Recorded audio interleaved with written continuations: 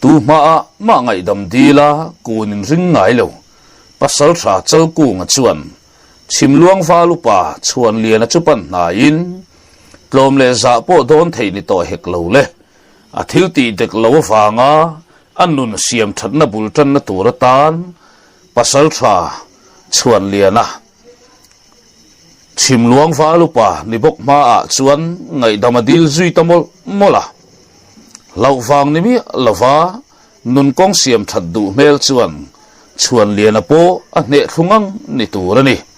a to ke pasal tha ding chuak ro le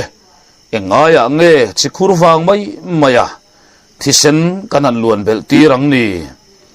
hei chiteng tur la chu atam na ro e tia in ko in an nau te hor phoina hrui po chu an zai cha sak ta thuaya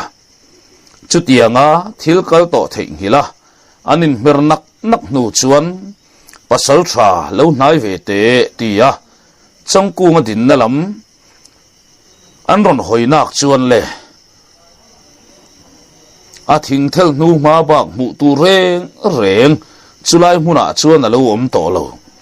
makti le ngai na khelo seta hoi kual fakin akal son lai le akal bo lai in siam tin an nau te ho chun han zot ngia la ma se tu ma chuan changku nga kal bo lai reng an lo mu hau si lo khwa wang fal ti don ni la a che je phung tin nga kan an pui mi nge yen si bol le na mu hlan awanga lel om ta ve o tin valu pa chuan le na chu an trong fan de raya chongku ngan a liam te pani ero en kol zui de zong an ngai ngei do ne chutianga chongku nga kal ta po thui moi tok takakal nu chuan han thu chol le wangin midang te harasat na lagata han khai chua midang te pui hi thil nuam tak pakhat chu lo ni hi kan pui te ai ma he na pui tu te kan lo lim zok thin an lo ti chu a lo dik na me mai le la mai ro in thup reng angai fowero a kham om ve te thin ti vel ngai tu ana phun pui bal chung chuan asa ngaman te chu a han bi chiang le ngata anam man a hlau ta deuh nge ni don ni parmoi beri kha o tin an ching fanga karlawa parmoi po ron lang ngal lolin a ma ang tho chuan ron ni var chunga ron pan na in lalfopa in pei to em tin za tak chuan chi bain ron puk le te a rei po muang chang to lovin tran khopui lam hoin an thok chuak sui ta vona chutianga bo ruak an tho lai pa chuan parmoi enge ramri lam ala boi via wem var parite chu an laron kir le lawem ni tia chongku nga so na chu parmoi chuan laron kir lo deu ani khamo amai ro chu boina ero aom lutuk to lo tura an ngai chu ania an la om chilangai deuh mai thei po ni ome tia chan pa chuan tran khopui kong ka chu akik zui ta thuaya chutianga tran khopui dai lu ta chongku nga hoival lai chuan muang chang to lovin in lampan nal du na chon ron norin anu le pa te in lam zok chu apan zui ta vanga tun trong song lal nu pon alo ti tau khum lo alo muak ve fa renga lalpa ero chuan akhai nau pang chia po ni to lovania lo thumai mai te ti chungreng sin arun bi ve du thau mai nau pang chelum taka lo lomin chongkung chu anu chuan pom thuakin an thek vanga chongkung apon anu chu han choi kang vo chunga han vir puin muang chang nga le pa hian kanu i mel thatu tul mai hi amak ka ti zok thin kapa avamak duk ve tin in chung lama chuan an nu fa in ka in an pen lut ta thuaya chongkung an thut munan rema akal na chan chin vel a septan me tia chuan chonga kha kha enge ni iron hum ho ve ve kha tia chongkung a ipte puya mau thailor chu lalpa berchuan an ron thlek deuh du ka chongkung a chuan o khai kalau mil tre palo male kanu mel ka mu to hi chuan nunglama thillom te po hi ka hre chang to thin lo ti pa nui var chung chuan engdang vak ni la ve in ei kha to don ria win ka sia in chak ve to te po kan be sei bok nen karon hon konga sanga tharlam karon man pe kalom le tia an phor chuak zet zong chongtin le ri me po ami sing ni na zia dik tak ron chuak ngalin chongku nga sanga hon ho chu ama ber chuan abun chuak ngal roka lalpa berpon lalnu khosazia chuman thiam ngalin phur em mai chuan chedron lave ngalin chongtin le ri phei chu amit tui anam ru sak thei hia la tai te ti deu sekin ente tin asang haman ho te sun ko kola hei chu nga sa ni hi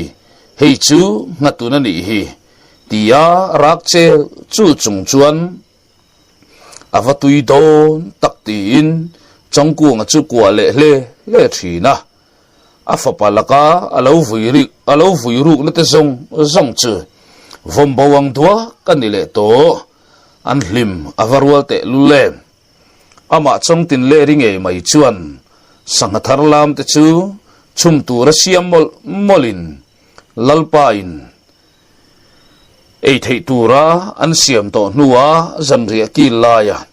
aron ban vele du thin na kut te chu alo khon sak fiam vela chung te chuan chongku ngapo atilomin munom ti takathirin anu le pa in fiam mel le nui mel te chu atan thil thar ni loma selang alo mel le vung thina chutianga angai tu ana kum mel lai chuan nang ni hian min choi ta lo ula ramsa te choral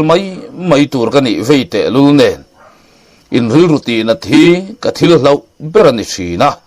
ani zel bokang in tan le he khopui tan ka thei na ka hlan se lang tia in tiam ngat chunga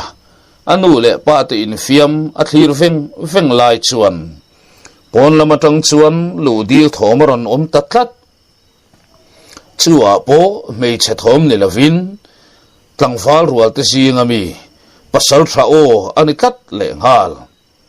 lalpa kan lo lut thiangem ti thom ron chuak zia lalpa in lut tura thua pek to nu chuan nga po ngak rei man to lova ron pen lut ngal rokin chongtin le ri fa paduat lasi pasal tha po an ho tu ber huai to na ngei mai chu liam tam tak nei chung le chaw ngoi ti hriat tak hian an ron zon lut tatlat mai le an hlim na bo ruak te chu vom bawang alo chang zota ama chongku nga ber chuan rang taka huai to na chu nai ngalin huai to na taksa te chun en kol zunga chongtin le ri le lalpa chungnung lu rapo lal chungnung apo ron langhal vatin huai to na chu an han boi som hal zunga lasit langwal rual ten huai to na chu khumarem theyang beramut tha in lasilal nu chongtin le ri chuan athil ti theina som khom chanta afa patliam te chumel vangin an palam mel chunga atopa nui sak pa hian kadin chanman ngei dorin kasia hei ai hian ron tlai khet selang zong kantal buai ve khopang le tin huai to na ron meng siar chu taite engei an le I thaem hadam takhan umro tin alo bezui soka chongku ngapon chutianga huai to na ron menta ka chuan naimal thuain huai to nan chongku nga melan mu chu hadam ta huai meli ron pu bai renga trong cuồng ero a mel ha dam ve lei thei tak lo thin rim na hian a khat hi ni ber maya huai to na kut chu mer sak wangin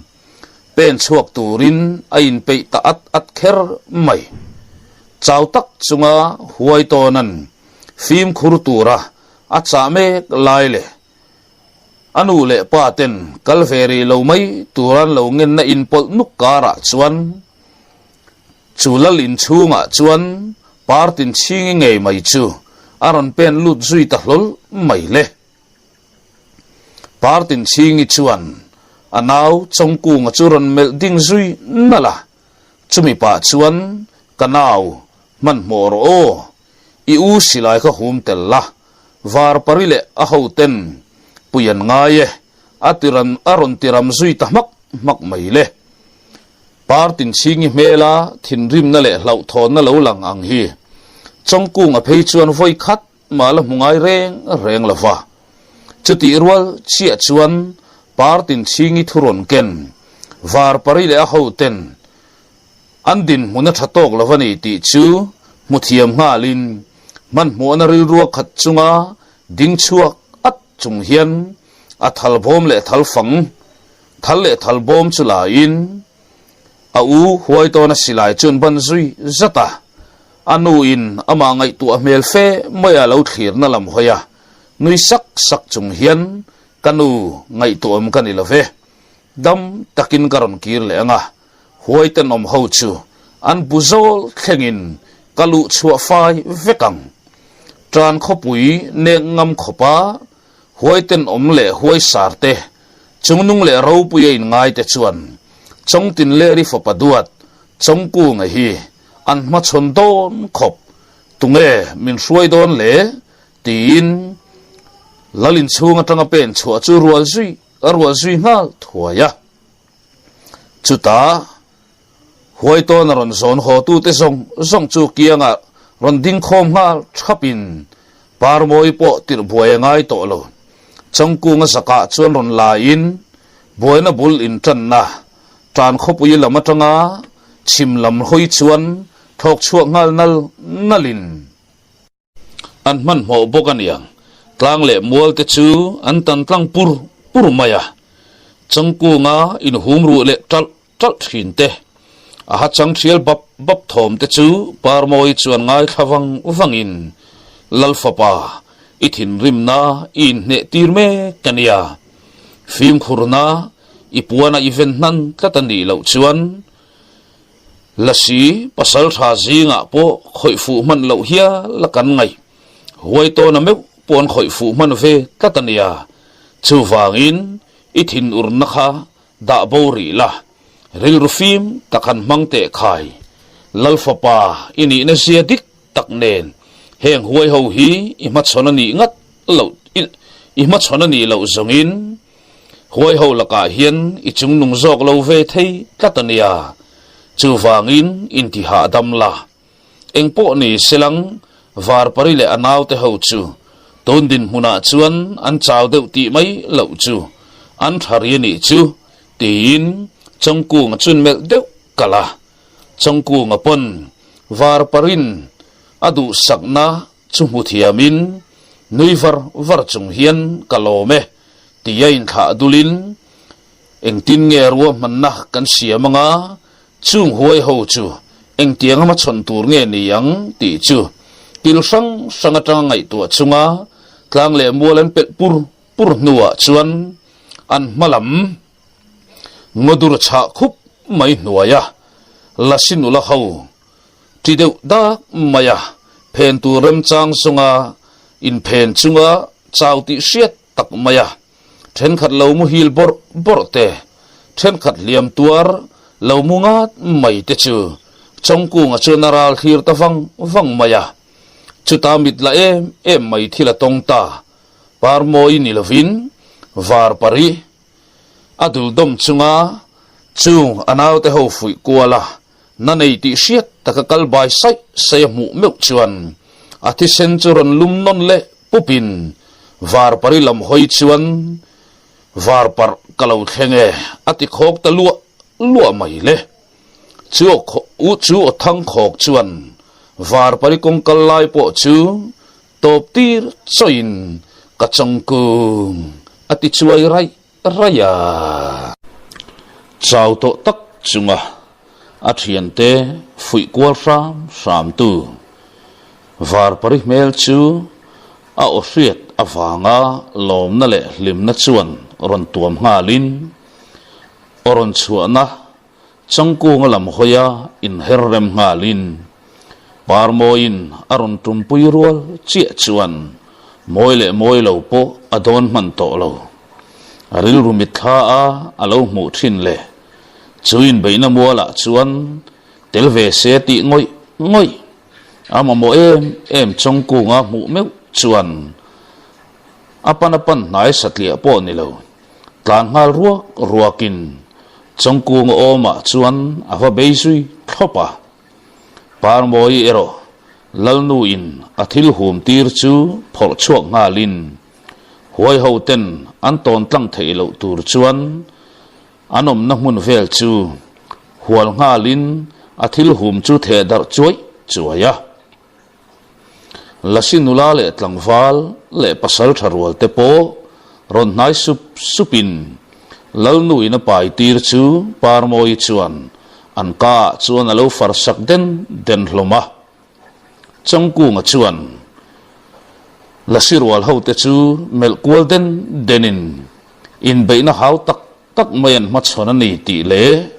chuin beina chuan a chan thazok an ni lem lawani ti a chiar thiam thei tlat liam tur pheng phung te chau mel ngoi te a lautlusan zan pol te a mu chuan thinrim na hian aron tuam ngal deuh mup renga ama changkung a bok chuan lalfapa ani na zedik tak churon phor chuakin khaile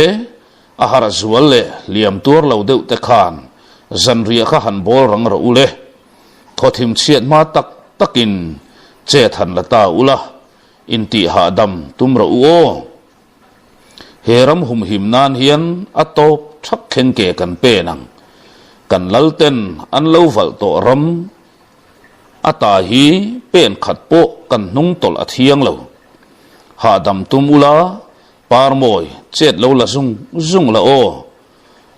eng po ni selang ke ro min ngai to lo ula var par nang po ti khan lo chol ha dam siai ro kan huai mel chi ho chin chu ka va bi kwal ve simange kho eng na ya zong kho eng la ya zong an ron nai ngam ri lo tura ngai ta ila chong tin le ri fa pa chong ku nga poi khoi poi zia an mudon khop tia pen chua chu rual nga lin amit meng chu aronin khak vek to sim maya mei al ang maya ron eng sen pup chung hian huai hawin an ron chu le an lua me ropuk kham lampan chuan apen zui ta mia maya var paripon kallo turin khabdu eng angma selang a khap ngam to big lo changku ngamit mengle chezia le akam chuak renga chuan khap mi ni lo zia alang chiang to maya changku nga kalta chu var paripon ti thei om chura nei ti sia in changku phim khur takhano i phim khurna i la turani mi lawania ngaklel takin tran khopuya kan lal chung kwa ten an lo muak che ni ti sreng la chu wang chuan pong buan la fin pasal thazia dik takhalan ti rang che tia du sang na hlan zui molin athir liam ve top khan ni a ngam selang thei selang changkung a chachuak tur chu dana du ngang mai ma se lal fa pa in thutluk na siam to miau mai sia var paritan dan ngam chi le dan thei ani to tlat lo ropu kotlanga chuan ding zui vangin changku ngai mai chu thinrim na chuan nan ron tuam nan le mup maya ring em maya au chuakin huai tenom ho loin ring na saru chong tin le ri fa pa pasal tha chongku nga kaninga ye angam fa chuan min lo ma chon ro ule ti le zam na le tim na tel map lova puk chung dai lu churual nga lin boruak thang ui mur mai le thok ti har sa set mai kara pen lu zelin chung rim chem em mai te chuan chongku nga thin rim na anti dai phalavin anti boy pha e lavani ti alan na chu akal anti kham e lo tlat chuta puk chung chu lut thuk zelin huai to na silai a hum chuang ngei mai chu chongku nga chuan alek chuak tawa mai le sing mi pa ngai te ta na chu phuk chung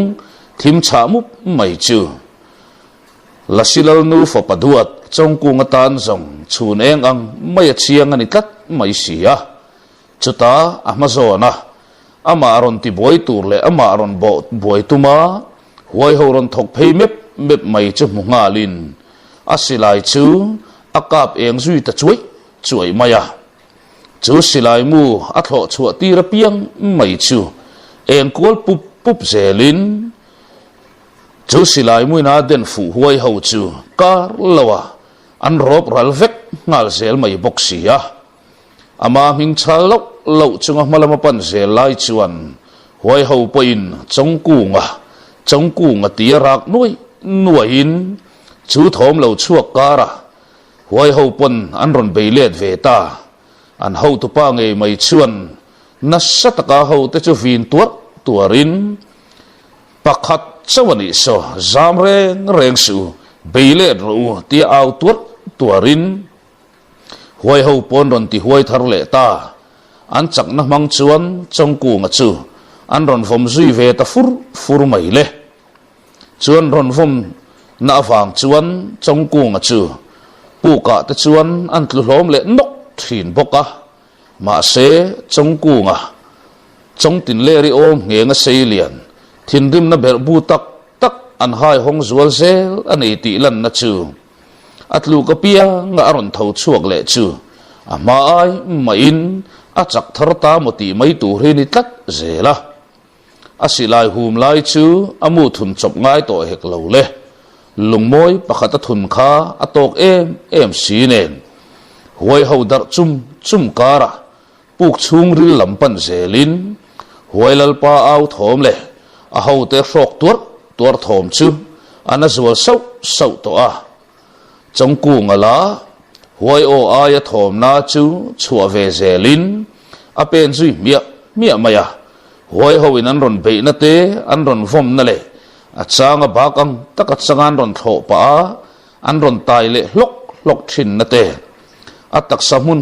sang duk khe thua le bakang tak mangan tai na awanga thi sen chuak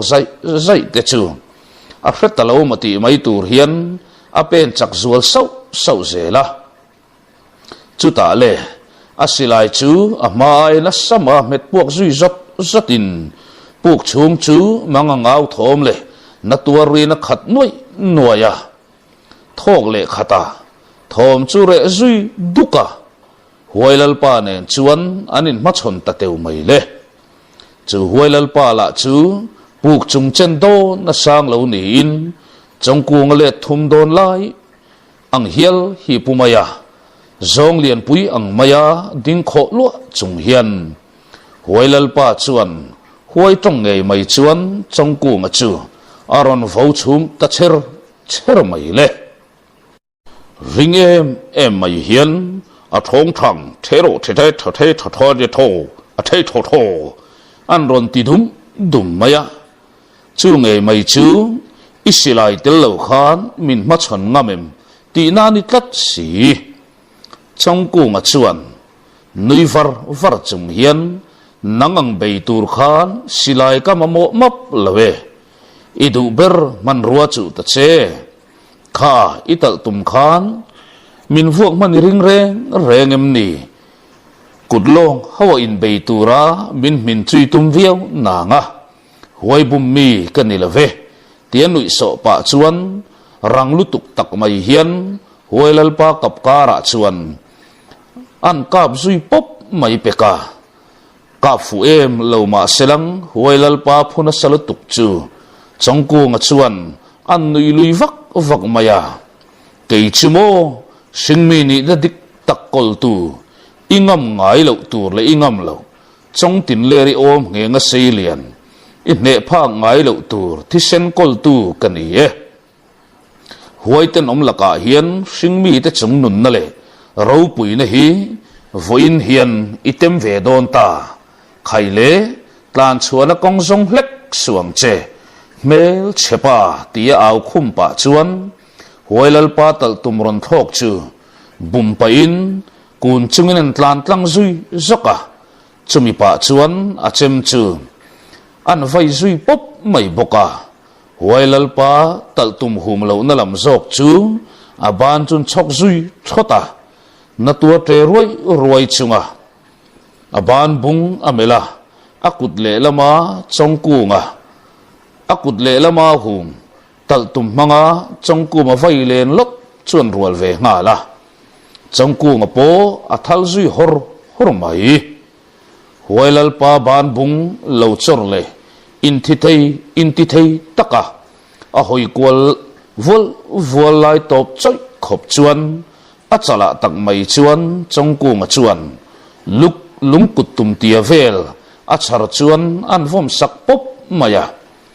huailal pa thin rim chu arak zui ruaya a hoi chuale nak chuan chongku nga ma so na renga kha a mutare reng lo mai huailal pa hoi buai lai tak chuan helama mole tia chongku nga au thom lo chuan na lam khoya in hera rual chia chuan chongku nga chuan a chem chu an lo vai chuak le popa huailal pa khup zon tona chuan a sat bung le man tatlat chu huailal pa chu op rupin chongku nga chu a oppa chuan akut king ni ron phar chuak chuan a ron man fu man ve tatlat mai le akut bor rolzet mai chuan chongku nga chu me per vek tum ti hriat tak mai hian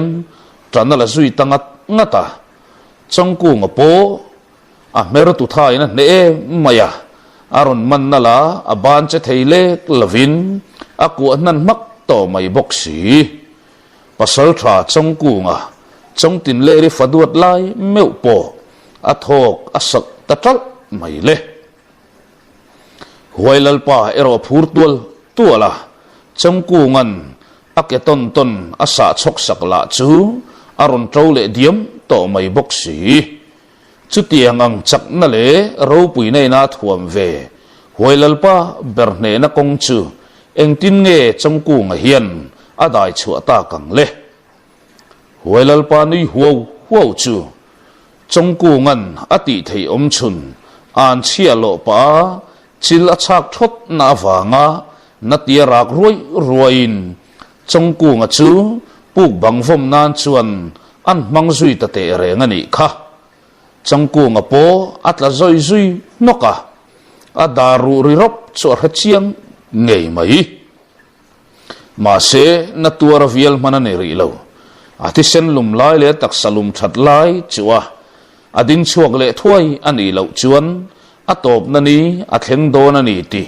tu mak silangai to reng lo chutia chaw tak chunga din chuale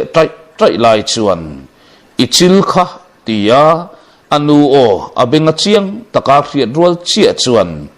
achema chuan achil nei ang te khol khomin an chak zui tlora aban velam khai soi nak chunga adin chuale meu chuan abek ron lum tha pop chu a kha chiang ngam mai a khan ani lo athisen nge ni ti po a chiang em poka a mai ro chu tianga athisen chuak lam ngai sak man le ngai poimo man ani tlat lo malam pana pen nai le ngatin rap thak to pa au chungin huailal pa lam pana atlan le chia chu huailal pa ke chuan aron pet leng lopa puk chuata atlu zoi le ta nok mai le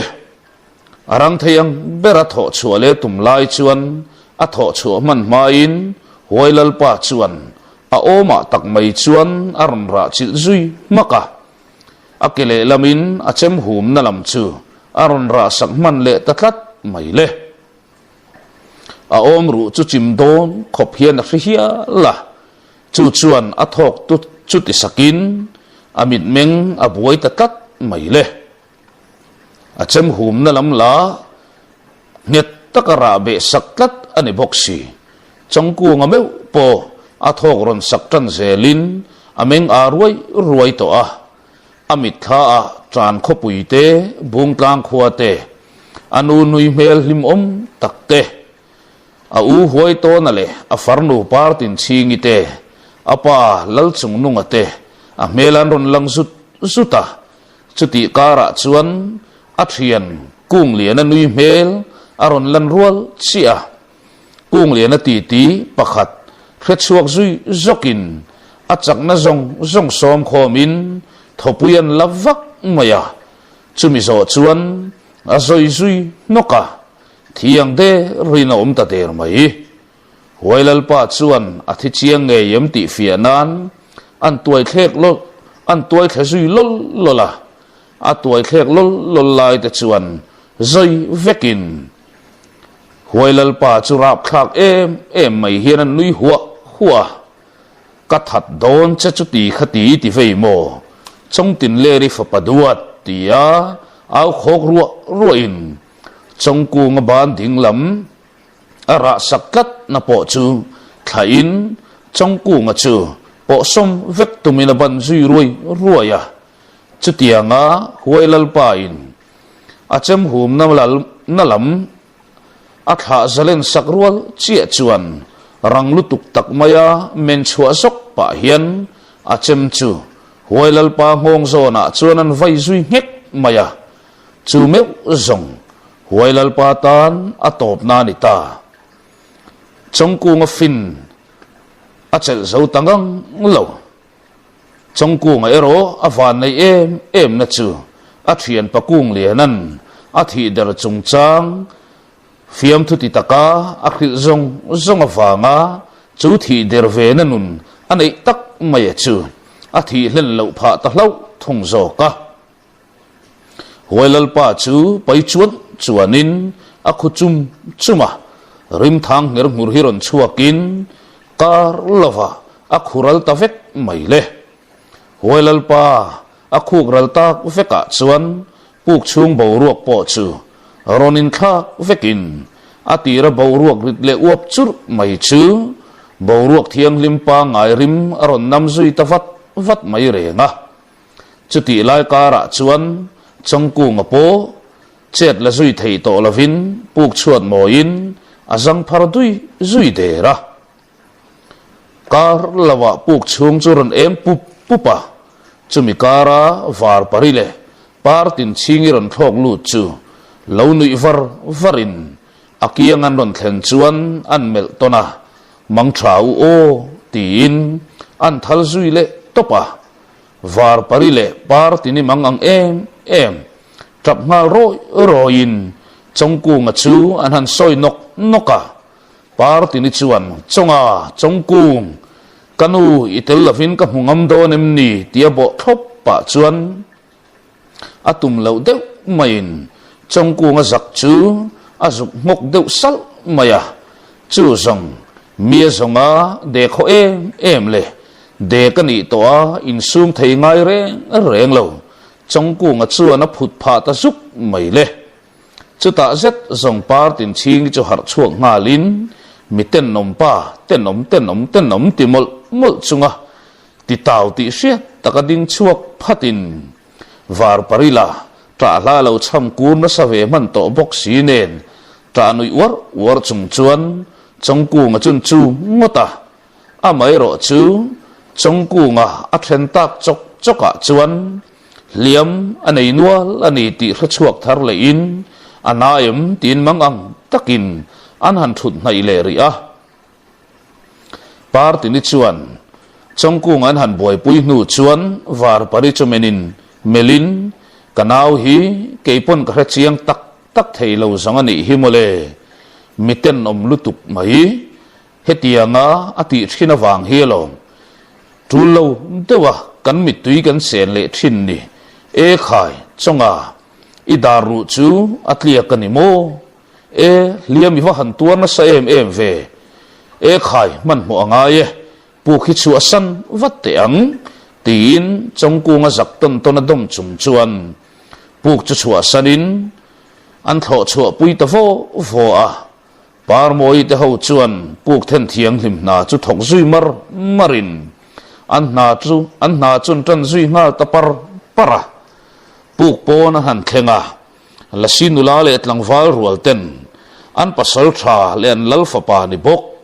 chongku nga liam na satak tuara thisen ne na in chi pia nuai mai bua var pariten an ron thlo chua pui an mu meu chuan loma wanga kut bem durin kugro roi kara lalfapa idamangai nia inti pachang ro ti alo aulo lo tok la bolo chongku nga pon chung an thian te chu mel golden denin ngai tuam kanilave thi mai hi galatum reng hlei nem lim takhanom tu in thorim ra ke zongin katel ve chau ani e tianui var chung chuan nula mel tha te u minan tho puile ta che u kanu hu hlan ka ngak lel e mai kanu mal chunga kan muang er oranga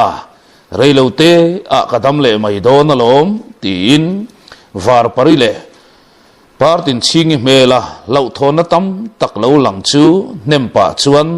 an nui lui haka partin chigi le var paripon azak ton tona dom non le ngatin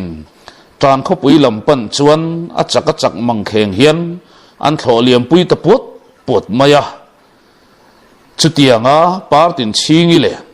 var pariten tran tlang lampana chongku nga an thoen pui zoi mai chu lu sei tlang sangami te pon lo mu ve in ar si thok ani lo ti pol tok la bolo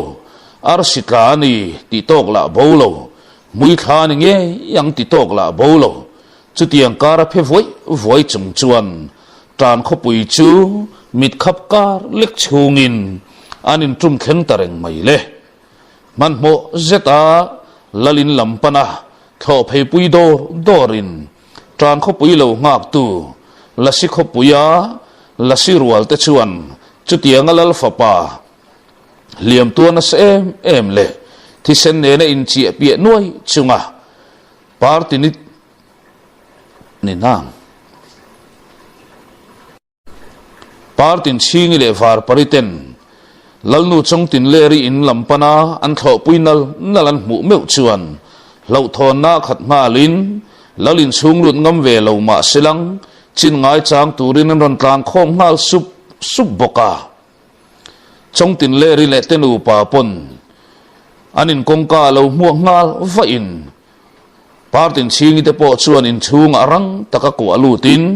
huai to na po alo thu chuak le pe wang to a huai to nan chongku nga chu lo melin kanau ka chuang hle mai che e khai kanu khatin omma ta che khatiang liam te naw mai maya song pasal thai khan ifapa pasal tha khan anuk acha pha top lawang le ngai to man reng lavania khoi nge ke man kan en kolange ti le thut nai churual ngalin anu kut sai dar lau thon na wanga kut khur dar chu sathiam takin chongku nga hliam chu ama huai to na chuana boi pui ta zara var pari chuan lau thut chil ve thuain chongku nga taksa a ti sen kai te chu var pari le partin chingi chuan an lo thu fai zunga chuta lalpa lal chung nunga chu khomi puite riat turata na thu puang tura pen chuakin an fapa chu ngai to mani lo ziate ropuk ngai po chu chongku nga kal tanga an lak le to thu te nen lam chuan an fa puang sui duma lasiko pui loman au dur lai chuan chongku nga po anumal chung chu ngenin kanu imal chunga khan kan lo mule ange ti chuan kadam siai mai do na lom tia anu nui varin chongtin le ri pon rang taka amal chung chu do in chongku nga chuan thamuang fe anu mal chung kham chunga ching zui riai in chu tianga chongku nga muthil ta ka chuan huai to na chuan du tha lina chet theita aka khan damdoi khan farlut lo te u adaru tliak hi zom uluk angai riau mai kan zom uluk lova adam chiang lavani chuan nakin zela ama tan po poi theidon tat mai tin adaru tliak me zom tur chuan ain buat sai zui tamol mola athiam thil tin re manga changkunga hliam chu boi pui zui molin changkunga daru tliak po ma ay ngit zo ma tur chuan azom sakle tathap maya atuam po tuam lutuk to lem lova damdoi manga belin changkunga taksa mun sanga thlen ne nu te hoi hovin an thiu ti theina manga nu vom na dukhe khwa te chu en kwalin adaru ba khichu ru tliak dangero anei lova amai ro chu atukhuma so na alukak ero chu thui ve deuh tri treta chil ve tri te chu ngai don ani hi tia man rual ngalin chongku ngalukak lai te chu achil sak zui mopa chu ti chung zong chuan chongku nga ero tui takanu ang chu nga mu hil siai in chongtin le ri chuan a chuang ani ti siat takle a mangai ani ti siat tak hian a chul liau renga chu tianga zan khua harmi lawa mutto nuwa le atuk chuma chung zonga muthil to nuwa chuan chongku nga po fi fai setaron meng chuak le lolin anumal chung khama alo lamungar ngar mayin mu chuan apalam chu enin a mela in thiam lo mel aron lang chuak aniang chu apa churon nui suna kafapa nangini hlau zo ka thik boilo mayang che inu ero min chu sakarai takhop mai ti nui varin chutianga chongku ngapo aron har chuale ta ka chuan aza khak le mai ka tin rangfe mai chuan an thu chuak zui ngal thuaya a thu chuarwal chia par din chingi le var pari lo te that lam chu enin amak chiam thin in taple chak de vemni tia ava fiam kher na chuan var parile partin chingi te chu ati tum na sa in chongku ngan antra hla cham chu sakan tum sakzet zong akan ron hup chung renga chu tianga kan ron hupan ron buan ti ta ka zong nati mel em mai te zui thatin lalnu chongtin le ri chuan aron vin tange mai le partin chingi chuan kanu amak vak thin ifa paten om zia ilakha chiang lavani kha mangang min puk chung kan vadai lut ve kathi der khume min loti pekalom le nang po ni lang ilom bi khau lavang ti mar pa chuan chongku ngalua chuan an kuk zui le sa peka chongku ngapon kanu ngai tuam kani to tak lavania eng ma na kanei lave min ngai tu are reng su amai ro chu tu na hian chak deuh kanei zep mi lawa chuan mo antia an ngoi le dat nu chuan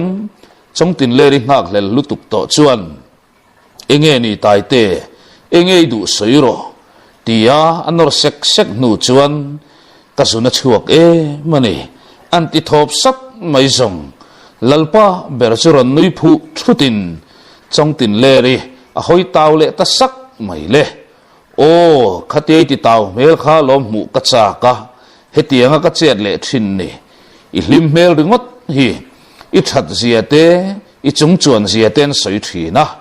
i thin rim ti taw meli han mu ve ngat selang zong ati taw mel ringot po dam chung thlir ka nuam anti ve nge yang chetia anuan fiam zui le zet zong chongtin le ri po athin rim rei lei thei lo zong ani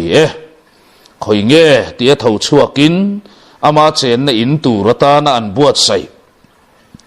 lal in atanga pen som o a te chuan var parine na in cham lutin akhum lo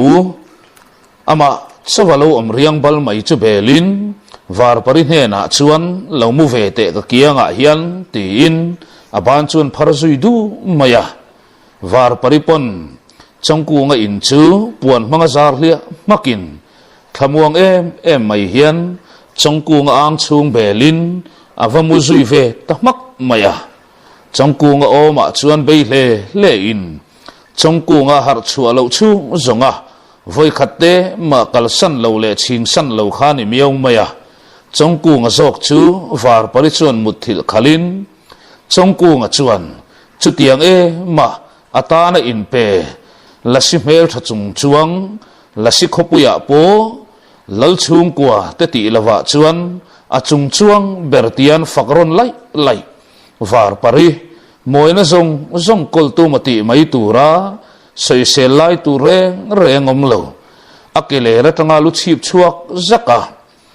du thu sama moi le du om chu net taka kwa hian o i moi chung chuang mange ti deu bul chung chuan a ching zui ve le ruaya changku nga hliam po a en kol tulam an tha in an dam doi man a thael tiang boka ama ai ma chak tha om le to in a hliam te chu sermu mal po om lo hian a hil le do to a nidang zonga in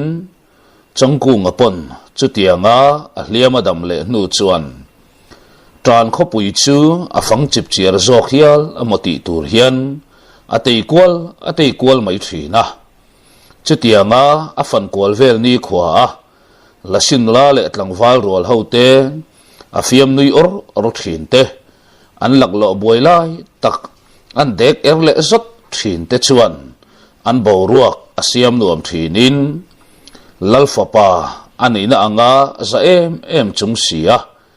an nel em na te chuan tran kho pui boruak chu atinuam chhosal sal zel boka chutianga hun le ni chiar me lai chuan tlai khat chu anu chongtin le ri nen chuan anin zui chuak veral rala lasi kho pui mun sang te chu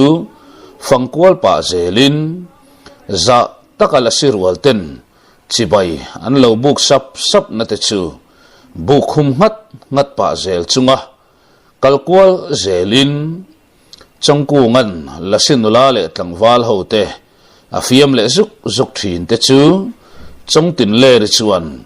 munom ti taka thlirin afapa chu an za em rualin an nel tak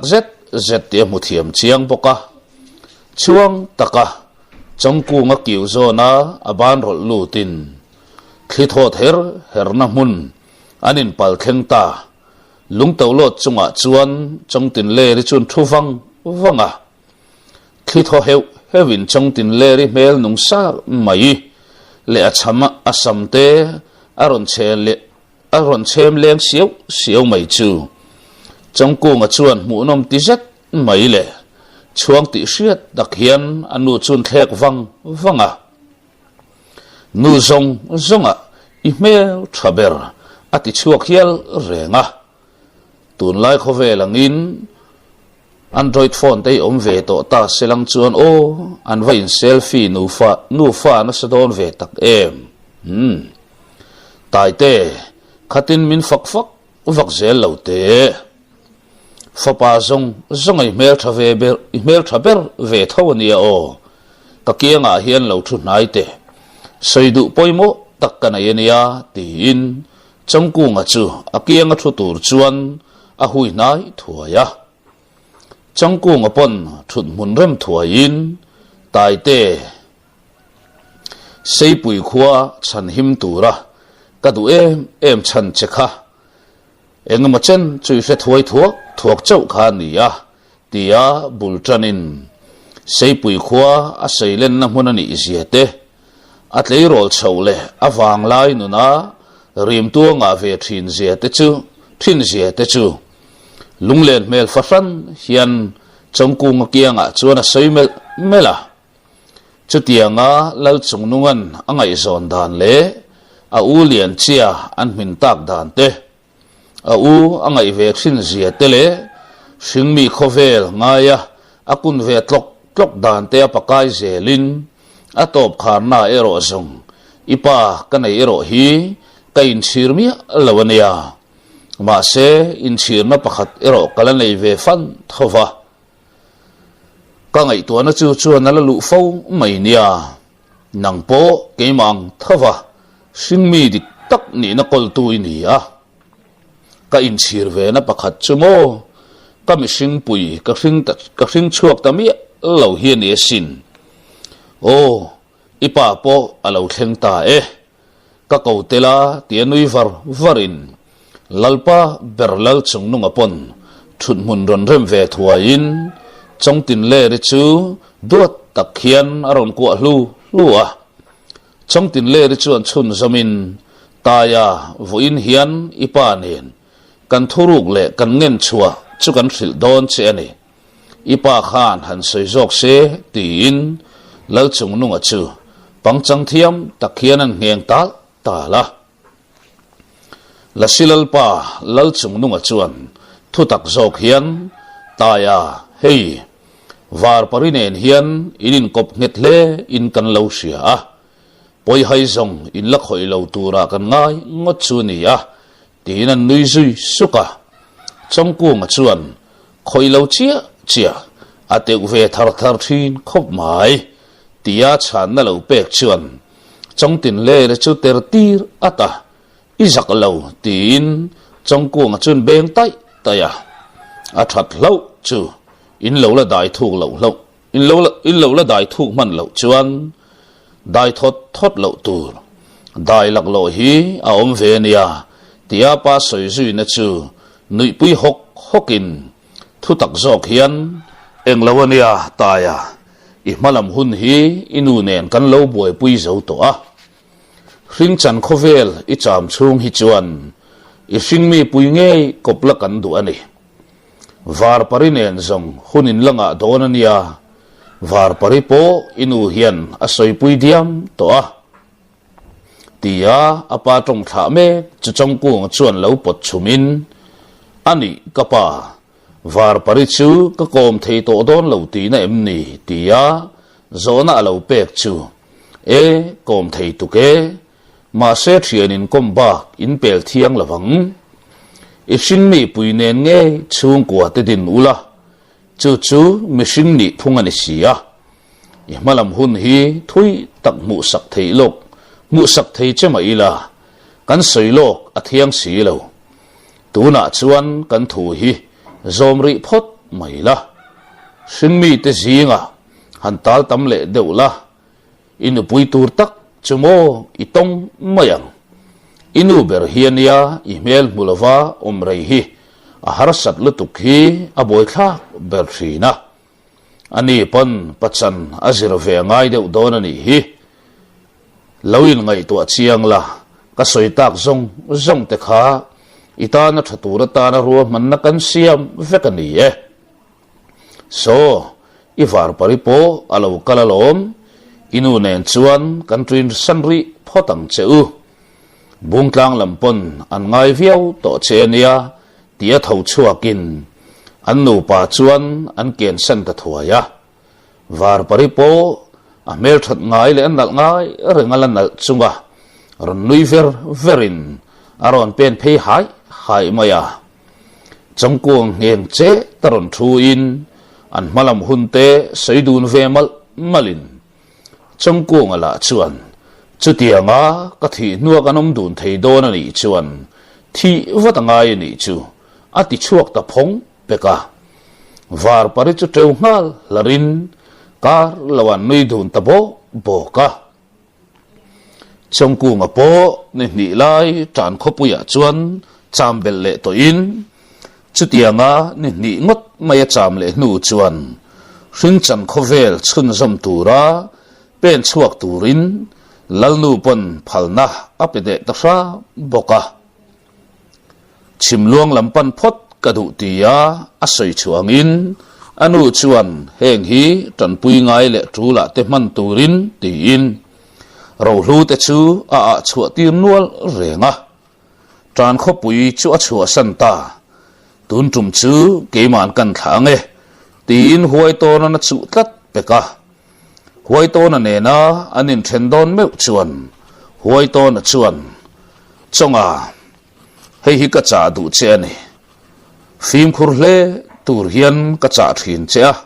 tun huna po hian ka cha non mol che ni ti reng lang ka du ani isiat reng tur chu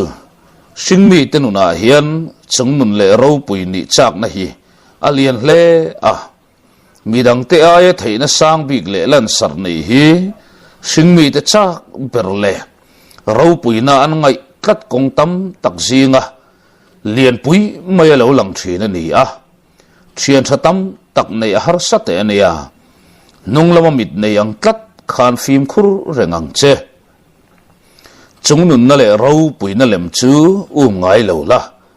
i ma zo na lo chuak a piang ero huai takini ton thin don nia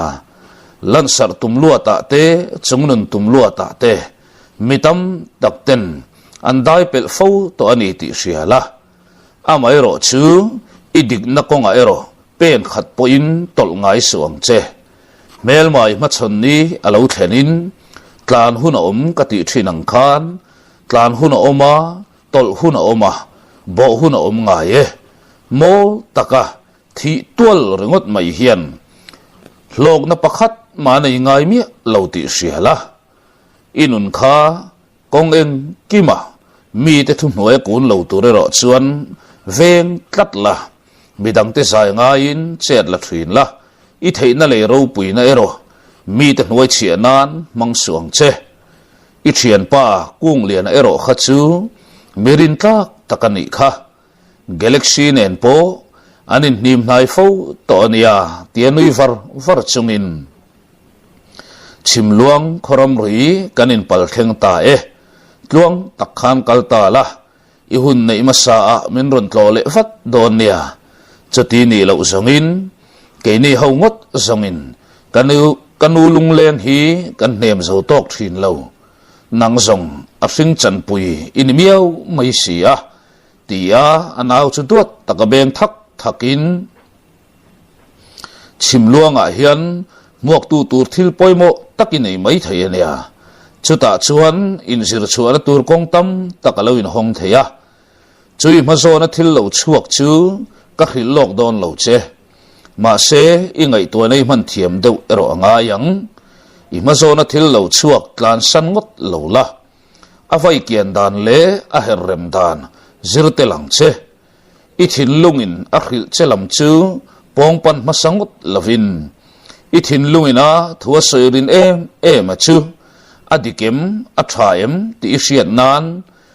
thutluk nei siam main ngai to non thinang che avar lam le athim lam thir kop thiam te hi an ke pen a fu fo thin avar lam ngot thir fu ngai lova athim lam ngot po thir fu ngai lo thir ton la kong dik lo om zo ngang kan ngai te po hi kan tan pong dik zo kalo ni fo ania tia uluk fe anaw chu sil dapin khaile kal to ro le tin anin threnzui ta thuaya chongku ngapon au huai to na fui na thu te chu ngai to chuak non le dapin u thatak le min mangai tu nu le pa u naw ka nei hi ka wa han lom te lul em tin huai to na liam na lam chun thlek le wanga chimluang kholam hoi zonga in herramin kal asiam zui ta thuaya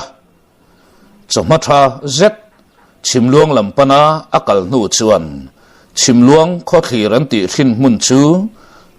rala polang vo thei to a chuti rualin chimluang ho akal konga tanga thira ading lampang pera lam nai nei kum takalo ni bok nen chutianga an bu min tran la sing deuh mul si chu muthuain aral thir tawang wanga chuta chu bu mun chuan alunga len ta dewani ang chu mua nuam le maya min ti ha dam song aga riat chu le ti le ama le ma chu in bia in avai bel chen pak zui tal tala mua nuam le maya ti la hi kan sei fianga comment pakhata khan nuam ti sim kha nuam ti tur khain ron ti deuh tlata tunge man le mua nuam le mai ti ngai ni o chu wangin hlat huwa hi chuan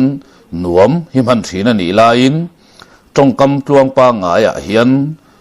nuam ni lovin nuam ni in ka sia chu ka sia dana ni vetlat vai belan pak zui tala missing han ku rai thom le lim nui thom te po ra fiat phachunga malam pan selin khoi nge an lo lam hi pan ve phot chin teang lo nei na tak ala tel ngai lo nei na chu lo langin chu lam chuan alung len zo ka niam chu kong tum pa ngai chang chuan a peng zui ta le nga la chu tianga lo mor to ber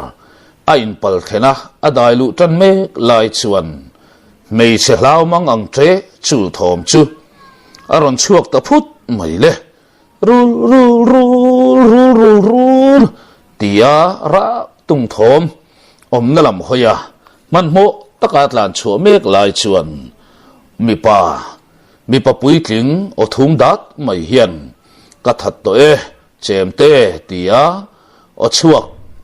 chuan chong ku atlan lai po chu din tir chain anui zui ta vara chuti chung chuan lo lam pana pen chua chu rual zom thuaya chim luang khwa hi in zani chuang lai ni to in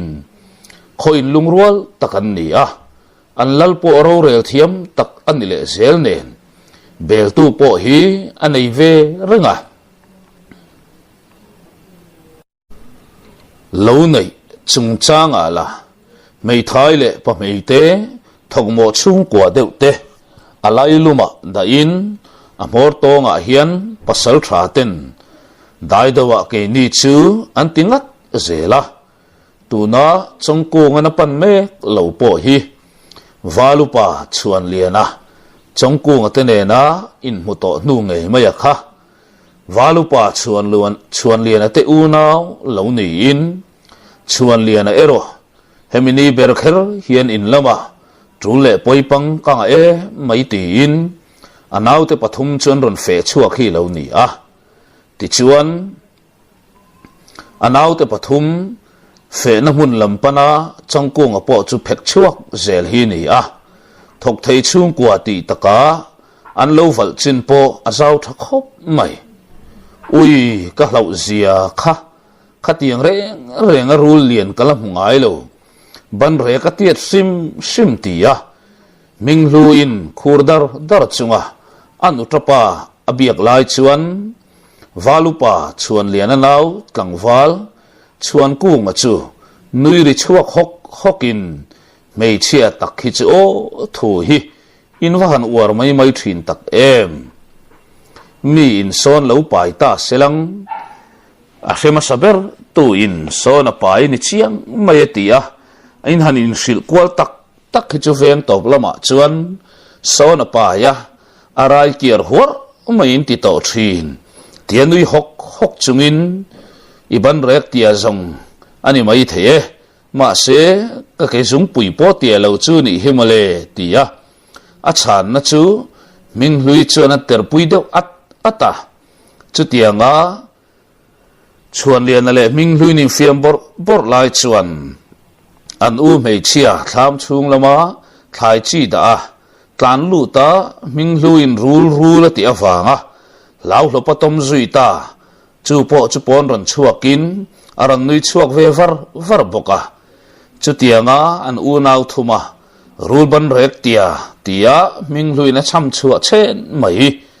sayan rik lut lai chuan an hnung lama chuan o han thian thom aron chuak tatlat mai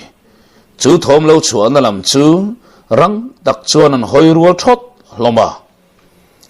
lau le melma kan ni lawe tia akut pharat chungaron pen chuak hriat ngai lo khwal wal chu chuan ku nga chuan chi zeta lo melin apian le mel le hoi hera chuan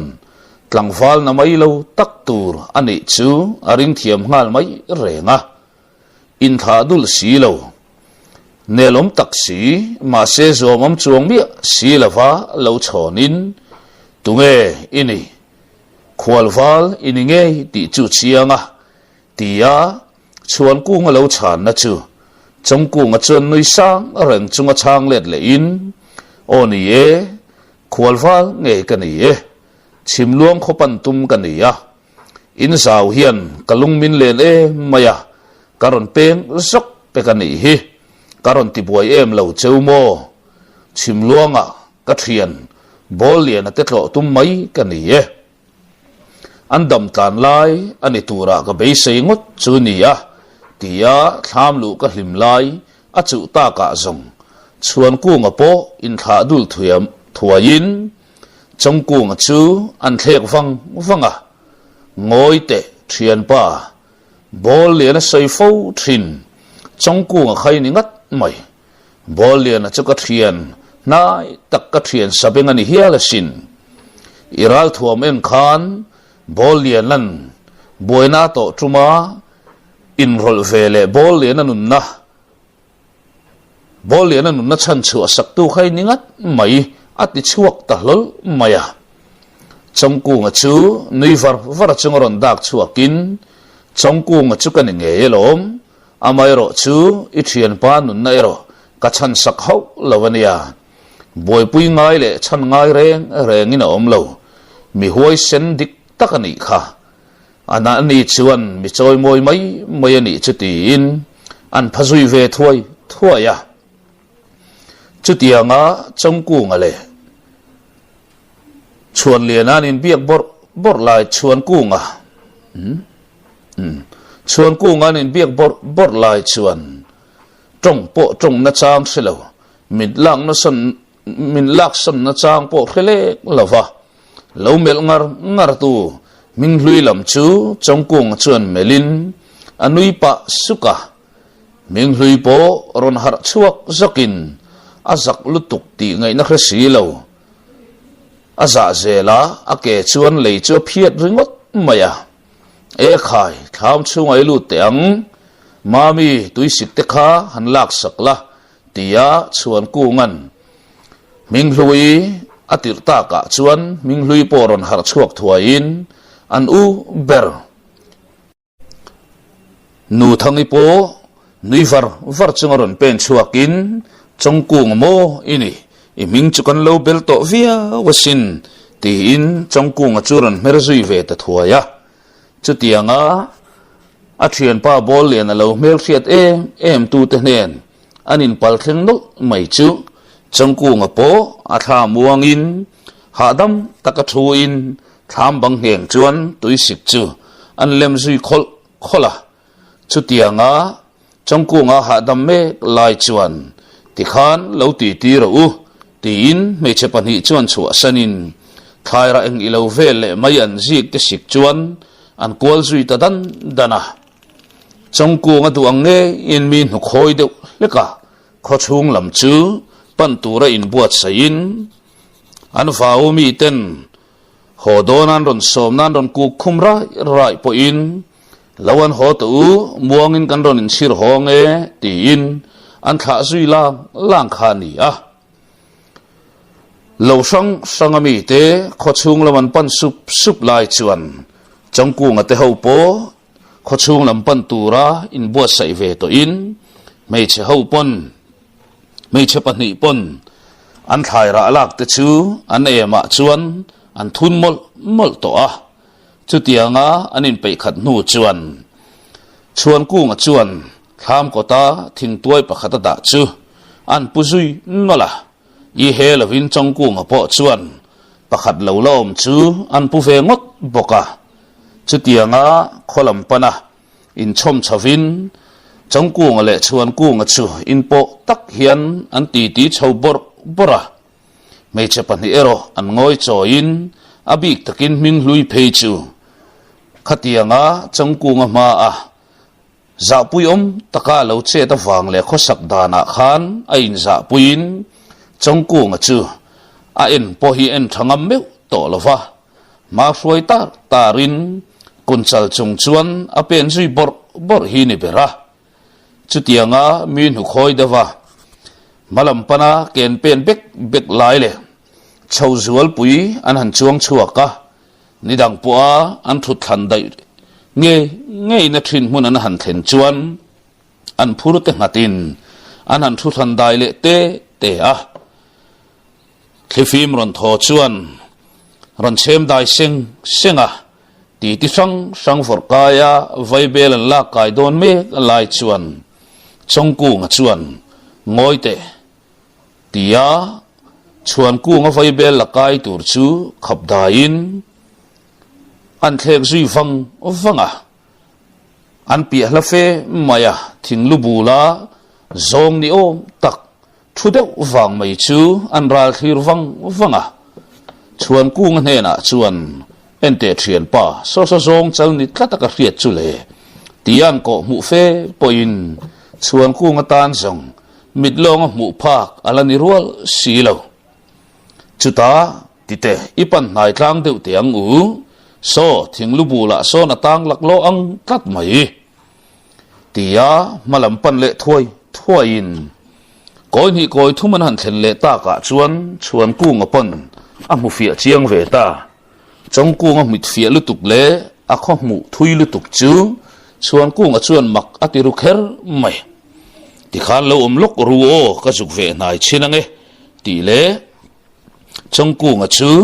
pil zui nak churualin chuan ku nga chuan a farnu te hna lo ngai reng ma ro aron lo tling lawata ka tia nui hak chunga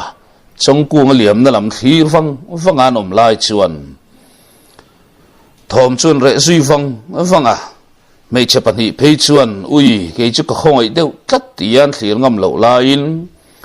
zong thinglu bul chunga hoi vial mai chu thok le khata te thatin a phar khazui tavon vona atla thu dap ri po alien thokhataniang chuan ku ngopon konga tangin a hre phatlat karlawa changku ngapo nimron ton che sanin zong chal patil tol dik tak mai lien to em mai hi aron po balat nol maya chutianga a zong chal ron ka an kiang mei che kiang panian ron ngat thak mai chu a mei che pani la chuan an rap zong takalo ni nge an tre teng tung maya mi pa pani ten nui bo kin ip te puya han a zia zang ni heklo le khoi nge aka halami tum to kha ti in chuan ku nga chuan zong rong chu nalin naute puak tak hiana po ho zui lo pa chutianga midang nu khoi dawa khwanin dai lu me lai chuan fe hong mua ka nau pang tual chai ho pon lo re duak to a kho chung lamain pallut zelin khomor lam an panding nal dana chuan chongku ngapon chuan ku ngate mi zio mang tur te chu aman thiam ngal ruai mai renga adai do bera chuan ku ngate in chu alu nge ye chuan ku ngate in atanga in nga na om vela in lian pa ngai tak se huang po lian pa ngai tak nei chu chuan ku nga chuan kok zui deuh fa chung hian so i thian pa i sei bol lian ate in chu ni su bolia te in chu ni so an ni zong anom thei riau to ania amai ro chu bolia te in pan ngal ngot lo la kanin lama ron koi phot mai te ti in an som ngel na nga chongku nga chuan ngoi te ka vain ngat masalolo photange tia tlang chu rual ngalin azong ka thak ero ti khan nang ni lamin hon ta ula nakina bolian anen kan laron chan ve don nia tin anin then zui ta thuaya chutianga chuan ku ngaten inan han pen lua zong chal lian em mai summunan ha ri dop lai chuan walu pa chuan lian a porang takaron tek chuak ngalin zong chal an hon dan te an mi khwal tlang wal mu chung chang le chongku nga ani dan te tin chỉ tiếng ăn chùa truma ăn mì mũ nghe khá anh arin thu chuan cu ngan sự soi suy ta cả chuan valupa chuan liền chuan anh nghe đòn chu bol liền mình po soi đi nghe tak khamo khoi nghe ka vắt xiên ngắt teng ti le man mo taka pen chua churual nga lin chong cu ngan bol liền ate in chung adai lu ta alom pon lein lom fel man lo tia chuan valupa chuan liền chuan bol liền ate in chung chu dai lut ve nga rokin chong cu ngan mu chiang chu ini nge ye anti chuak phong ringot maya chong cu nga pon valupa chuan liền chu lo hala hai bi ko zo lo nui let var pa hian in lo dam tha mo tia in pan ha in anin merzui ta vanga valupa chuan liền chuan chong cu nga chu nget zet maya merin thian pa kanin mule chu kalom hle mai kanuna mi poimo ini hi sereng ro khula izong ka thak khu polavin I chau san ta dai mai le nga la kanau te ron hon tir ngot mai boxi e khai bolian ti hian ti tiang lo chuk pui le lok te khu zong chal lian em mai kan pasal tha hian ron thal horeng maya kan sum huna amurun mai tia rilu lungin in lom na mu malpo an nei man ma chuan lian ate in lama chuan an chuk ho le tange nge a valupa chuan lian ate in an than thak le chuan kung le apa in zong chal an lo thut chil na chu an po tha thuaya chuan lian pa chuan chong kung chu chi zeta lo mel vangin alu athing zui mata riat chua zong anei ngat mai ala zo chuak khopang chongkung mela hian apa mela lang chiang mai peka apa wang lai hrechiang tu ta ne ro chongkung hi hairual lawani nala hi atam ha anui mel le a ha to thu vel ti lawa hi chuan anu achun tam lo zok sim renga min hlui te unau po tuna chuan lo in sil fai le thap toin an na tho thuam te an lo thak fel le diam to boka an mel mai dik taka lo lang chuak ve le ta mi pa ho ero phur taka zong sa chu chan ngal molin chongku nga chet lak ve tumero an rem ti thlat silava lai zet mai hian nai zeta ding run chung hian alo bi ve duk thowa chuan lian pa chuan ho ti hian ti tang zanin tlai chu heta hian yei khom phot mai tiang ala tlai chiat lem lo hi mo chemte I ubol lian te in lama han tlan chho to an cha chum sa kha ron khai thata ula tok mayang hei zong sathar lam nen hian ikil tlang lo teng kantana khwal tha alo thlen hi tilung lung chung chuan phur takin a che zui sura phul hlut chunga chung ka ni te an rik lai chung le leng len ar a khwan meu chuan zanria po kil ve lain chung rual pa ngai tak pani an ni boka an thom po a thaham ham via we ming hluin tuai fai ta hoi po phek mai chu chongku nga chuan atum lo deuh nge amit suin apot herzo alo mel le vung thina ming hluin aron mel vela chuan alum deuh pup hianin thresia le ngal amai ro chu aril rukil khatalo riak rengero athian pa athian sar tharnau ani zia chu amale ma chu ain sil non le mol thina chutianga puar ewa zanria ankila zanri ei khama vaibel chunga anti ti lai ta ka zong valupa chuan lena pa chu ain sum zo talo ani ange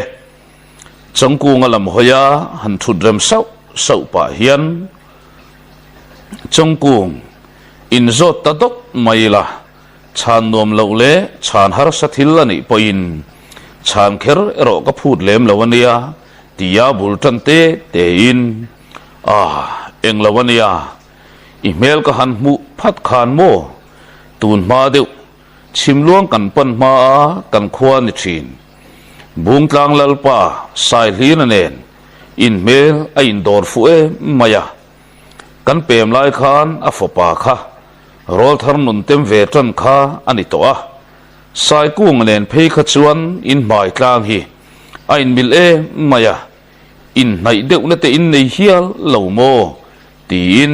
aril ruwa veilian em mai zona ma renga chu a zot chuak ta phong peka changku ngalam chu an hoi zui deuh ta thap reng boka a chan na an nga kani changku nga chuan muang changa a vaibel chu han paktal talin khu ta chun chem kiang le te a pa fa hi chuan in an nala hi kan lo nei cho thin zong ani don hi isiat sai ku nga fopa chukani mel khop mai ti chawa changin a soi thui ze du lo dana lal fopa anga omle lal fopa anga mi ta hriat ni chu adu zong ani lo ti man thiam ngal thewin valupa chuan lian chuan o mishing hi avain an lo thei tak avain an lo thei tak em then khatla khon bol upafa anni an lo hoi san puya lalmol kil pha anni ngot po an chapo puila in then khatla lalfa pa ni chunga tlom taka khosak an han thang tlat mai te hi o fa te kong tu rele ko mu chung chang hi zong nu le pa te hian mo phurna nu le pa te mo phurna hi asangin nu le pa te hian lo van poimo tak em nu pui ve nei ve ngati lang zong ka va thiam don te lul an ti ve vanga zam veli ming lui u zok chu ron nui chuak hakin nula hlau tan zong nu pui fanau nei hi hlang a mei chia zok ain hon hiau pon isai luk an ti che kha tia a u fiam lai tak chuan adik chia hei zanin po zolbu kai na chang po khelo ta chu karon zon le top to hitia valupa chuan liana thian sabeng pasal tha zathur ron pen lut lam chu hoi chun rual deuh thapa zathur ron pen lut chu ming hlui te chuan thut nan lo pe zui sok boka pasal tha zathur chuan chongku nga chu an mel ding deuh nala e khai hei khwal tha in lo thlen wang ni mo in lo khom hiang ni khoi nge tin nelom takanui chung chuan changkung nen chuan anin merta thuaya zathura kani e ke chu nupui nei to kania tin afiam thu du zia aron lan tir ngal zata a beng cheng mai tia valupa chuan lian lo phun hluk chu nui zui ham hlomin thut muan ar a khwan meu chuan bol lian chuan khoi nge kanin lama te ikir chho ve do nang miang tin lalin lam te po tlang chho lo a thang a tia rotna ron siam ta ka chuan niom te take tin an thau sui ta sap hloma bol lian ate in atanga lalin pantura pen chuang ngalin tual thim zinga ero an mi to te pon chongku nga chu khwal val ani an mu thei bik lem hlei lova chutianga lalmual laman pan me lai chuan chongku nga chuan kil tin te chu mel kwalin kholian ve pa ngai takan ni ziate an kho thleng rem ziate le in le lo po apa ngai hlom ziate mu chuan kho in rel bo dan tu tlang pui chu mu thei riak ruak hian in hria la apa zirtir fo thin le a u huai tona na cha fo thin anga ara chin ramapiang chian zel tura an thrilen zirtir na chu avong nung khap khap khop mai lalmualan handai thlenga valupa chuan lian angai mai chuan lalin chung dai luan an dil zui lang langa tlangau pa chuan rang takalo chonin lalin chunga chuan an zui lu tatia ka e khai taenu hei kan pasal thale valupa ten ni reng mai kha thura invan lawom khup khup ve tia lalpa berin lawlom thuain lalnel omle ril ruzau takani isia alawlan tir zui ta thuaya thut munte an hanrem sap nu chuan valupa chuan lian chuan lalpa hei ani hi pasal tha chongkung ani in bol lian ral thian ani mai pialama kha hunakal ta det ome sam thang kho chi khur tengtuma kan kal tum le khami tuma kan boina ta min khai chuak tu kan soifo thin pasal tha kha ani ye tin in mel fiati na chu an nei zui ta thuaya chu thu kher chuan lalle upa te beng a chu fu ngangani yange e khai tia an thun mun tho san suawin khol tha po a thaber chi zukni che a tin chongku nga chu an ron nai zui sapa lalnu le lal fanu te pani pon mitlale lavalo thlir ve in a chanchin valupa chuan lian te ka tangan lo hriat belviau to amai ro chu tunge ani a khoi khwale tuinge ani pon hriat lo a chanchin an soidan manga khwa wang wal ani an rin thu an soi lai angai mai chu an ma loka ron thu in anin chunga ron rap miau maya suang tu anarama an lo chen pui fo to suang tu na mit kha pui chunga muthil nana atana an lo man fo a lim kha mai ni lo ama nge yan ban pha ka aron chuan chua meu chuan sai lo lal fanu te meu pon anom dan an thei ngil ve tre zongani e an dem ho lo chongku nga lim kha le a ming vel ringot te an khota na lo tho to zong te awanga chim luanga ming ro puina le ming than na hi ngai zon tham ani to sa khrim sim mai re nga chutianga chongku nga chanchin valupa chuan lianan upa te ne nan hriat tir tak nuwa chuan mong ten han hung net le te a an lalpa ber chuan in lom na tia atui tling ron hlan tak tlatta ka zong chongku nga pon lodom sakin tlem te chun lem leka e khai chim luang lal zu zet zong a thlum tui nge ye thua ka tinu bat mai don alom le van noi khwa vela hian anga tum thum tui tha le dak tha rengin ka ko chung la lu ngai lo ka tin kaman che zui nuwa la chutianga la le upa te ne na an ti lai nu chuan bol lian chuan lalpa ti khan loin kom khom to u hei ka thian hi lam thui takron zo in akongkal te po chau ve ange zolbuk lama liam masa tangin mutkan zuktin tu thuayange tia rotna ron siam ta ka chuan chongkung ate ho po ding chuak khliai in lalle upa ten tongkam tha in la chel der ve viau bok ma selang lalin chu an chua san zui ta thuaya lalnu chuan ron tha zui thuain pasal tharwal te chu an ina chuang kai fo tur chuan an cha zui loma lalmual an pela lalmual atanga zalbuk lampana an let na konga chuan pasal tha zathura chu ading ta chai mai le a thian ten enge ni ta tia zathura laman hoi sap lai chuan chongku nga chu han pot nai deuh salin chonga khurun khui muem tin an malam dinglam nak pera in pakhat lian pa nga yang reng tak lo ding chu an ko mu deuh va chongku nga chuan amit delta lo chuan mu ve mayom tak tia chang nui var chunga zathura lama en lai chuan pasal tha zathura chuan khuin chunga khuan mo tia valupa chuan lena han melle te in u chuan liana kan uvang tur tlangwal lanile ngal u chuan lena thin lungkol tu chu a tlatasin kan zuklu chua chin donem ni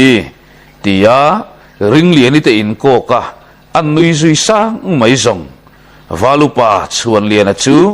tlan chiat atum tran ringot mai le ngala chu churang taka bol liana chuan lo dom betin tiru izon lut lo teng u hetiang reng chuan aleng tlang tak nia don tia valupa chuan liana an han pot der sui zet zong valupa chuan liana chu thi tha tak meu hian atangani ber maya ring liani nen hian an ina taka chuan valupa chuan liana hi an rol thar chuwa tanga in zui deuh chu ni to nge maya ring liani po hian amit mei hi voi tama mu tir to thin alo mu to thin ma se valupa chuan liana hian aril ru tak sei chuak tura a in buat sei ngial le khum lai zola a in ngai tu ringot po hian a than fim hian a lei but zel maya kongdanga atha hanti sai tur le lo em nei lo lai hian ring lian hu hang hi aton tlangam tho lo hi voin thleng maya ring lian le chuan liana an la nula tlangwal chan hi ati lo thei lova ring lian tan abo ma satu so ka tran arem chang teu si lo in hong deuh hiawa chuan lian an nai viau po hian an taksa in sik dek to chuan lian hi asai deuh dur zel mai si ne chung zong te chu val pasal tha zathura chuan chongku nga chu zalbu konga chuan a khil fai ta vek maya chuan lian ero akal tau sok thunga chongku nga chu nulami berang simanui hakin khoi nge engpo ni selang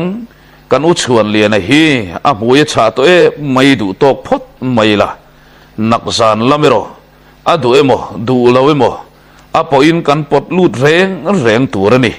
tin zathura le bol ina lam chu an melton saka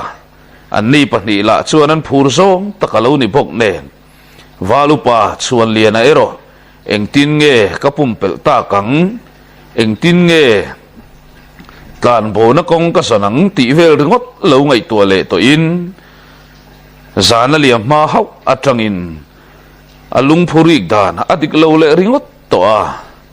engtin nge tak chuan om zel don ni mo ti chuan zolbuk lama kain zolbuk bo bel chu an han boliam sapa zolbuk alo chuang kai patling then khat le tlangwal then khat kumla naw de lek lengirun lakai vechi lo te chuan an valupa le pasal tha te kianga chongku nga ron tek lut ven lo mu chuan an mit ala in khoilam khwal tak ni yang mo kan valupa le pasal tha te ne mewan ron in sui lut boxi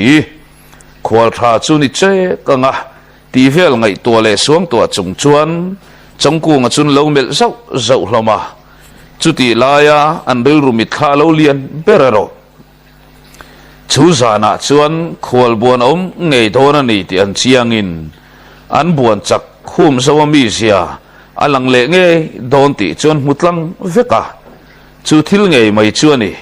bol lian ate ho poin zalbu kan pan na konga khan chongku nga chu hrilok thapin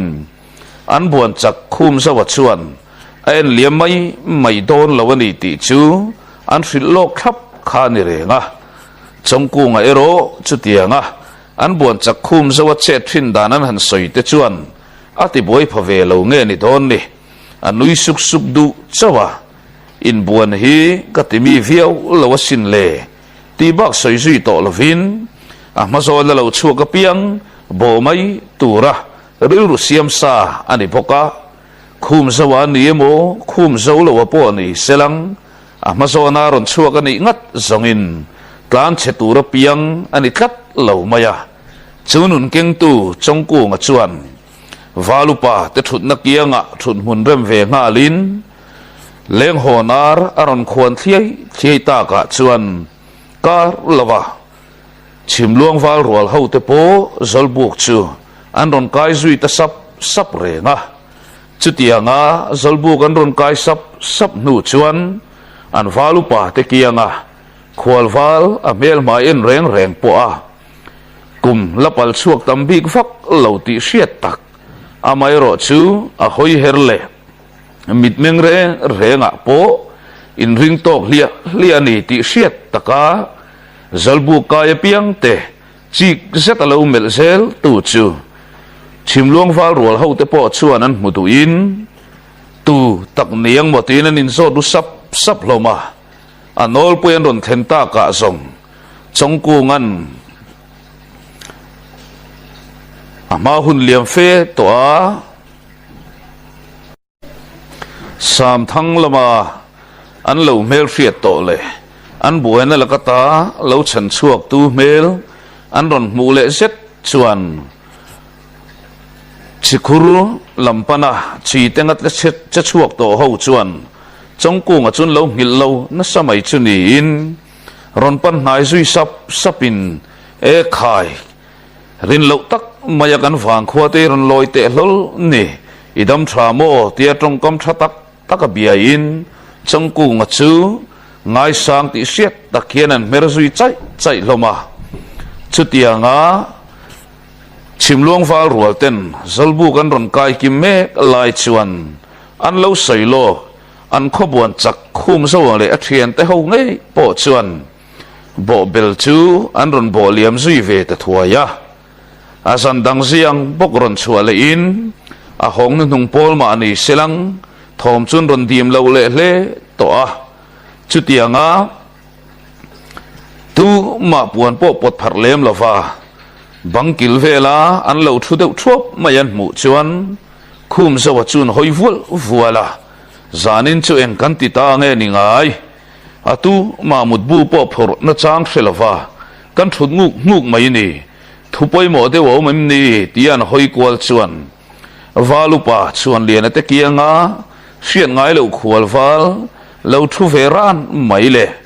จิกเซตินอามาจูเราซิรนียะหลังมิดขับมับเราว่ามาเราทีร์ตูชู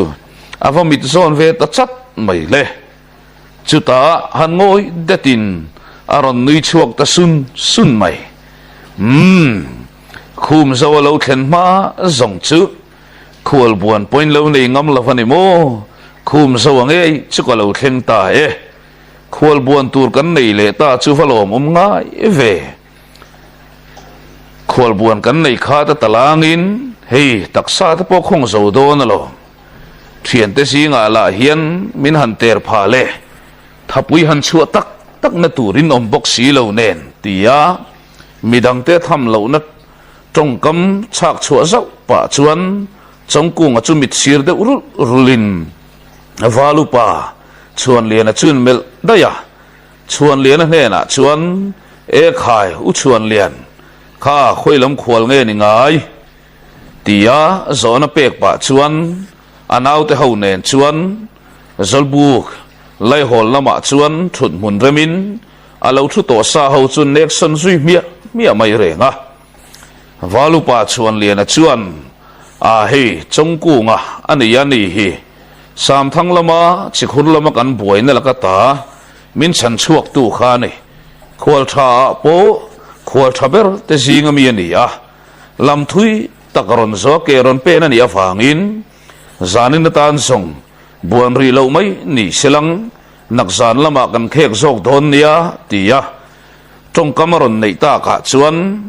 ดังฟ้าดังเฮาโปชวนเอาขบลม khua tha te song buan mi po van isu tia valu pathu an lo chon lai lai chuan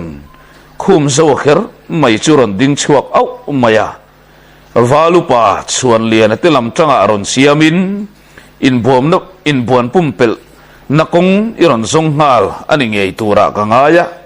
chutiang nga mi buan nakong pumpel iron zong tangar ngar ta ni chuan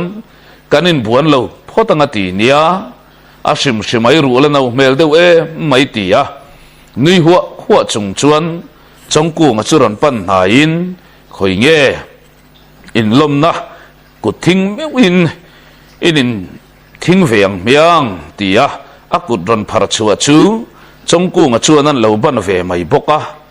chuta chuan le chongku ngan akuta phar chuak che chu lo hum chain atha hrui nga na le ro pui na le chung nun na lan tir tum ran chuan chongku nga kut pha chu merci thot tum hian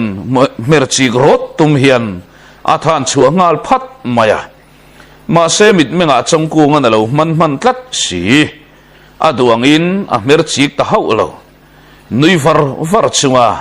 an hanin mersai ngar mai zong atu zo ma chuan kha an tum miau mai si lova valupa chuan lian churon in rol fatin e khai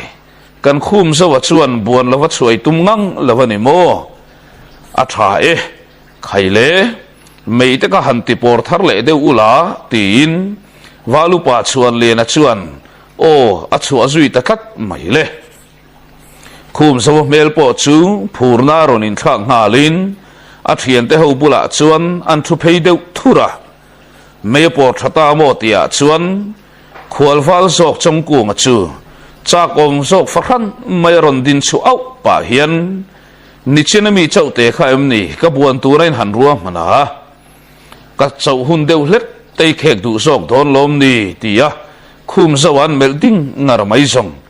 khum zo ngai dan apel chiang nganganiang nang buan tur hian ka ma a midangan din chuama sakatul reng lo ti le mar ataron ding chuakin apuan ven chu asiam thazui sau sawa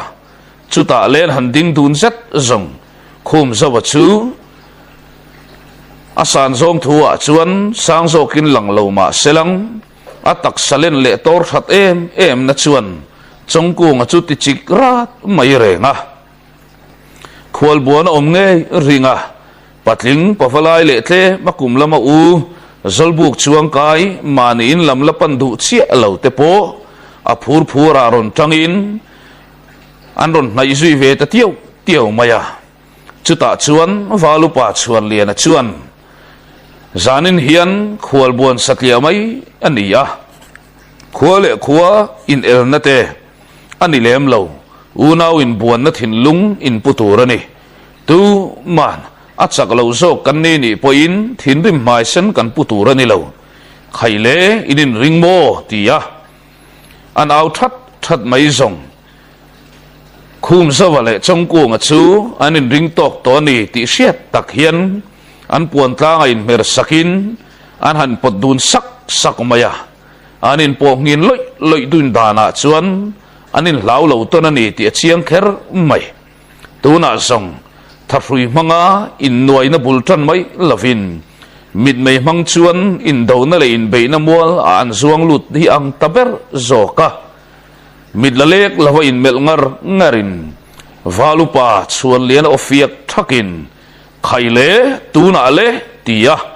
oron chuarwal chia chuan an buan chak chimluang buan chak khum zo nge mai chuan atha zong som khom ti siat tak mai hian thopui la hupin nget le zual zok chuan chong khuma puan tlang chu a men na zual sawa thopui a chu tak don ta